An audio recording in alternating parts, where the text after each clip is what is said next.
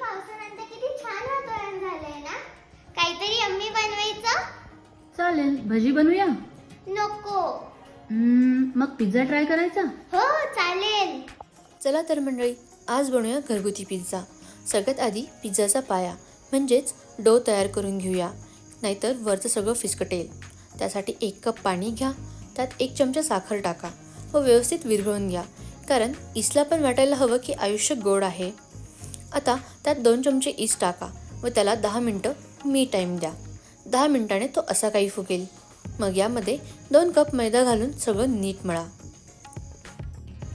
डो मळता मळता त्यात थोडं बटर टाका आणि ते विरघळेपर्यंत परत मळा. म्हणजे डो असा सॉफ्ट होईल की विचारूच नका. आता हा डो एका बाउलमध्ये ठेवा. त्याला रॅप करा किंवा झाकण ठेवून त्यावर जड काहीतरी ठेवा आणि त्याला जवळपास 1 तास चांगली झोप द्या.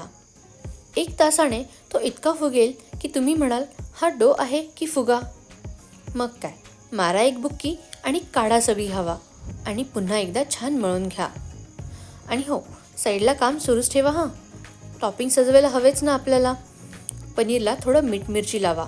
बाकी टोमॅटो, कांदा, शिमला मिरची सगळं काही चिरून ठेवा. मग डो घ्या आणि हाताने किंवा लाटणीने लाटा. जाड हवं का पातळ ते तुमच्या इच्छेप्रमाणे. मग फोर्कने थोडं टोचे मारा, म्हणजे बिचारा फुगणार नाही. त्यानंतर बेसला ओव्हनच्या ट्रेवर ठेवा. वर पिझ्झा सॉस पसरवा आणि मग टाका सगळ्यांचं जीव की प्राण, चीज हो. त्यावर साजूक टॉपिंग, टोमॅटो, कांदा, शिमला मिरची आणि हो, ते मॅरिनेट केलेलं पनीर विसरू नका. आणि तरी असं वाटतंय की अजून काही कमी आहे, तर अजून चीज टाका. मन भरलं पाहिजे नाही का. मग 280 डिग्रीवर हा पिझ्झा 20 मिनिटे बेक करा. मग तयार आहे घरगुती पण जगात भारी पिझ्झा.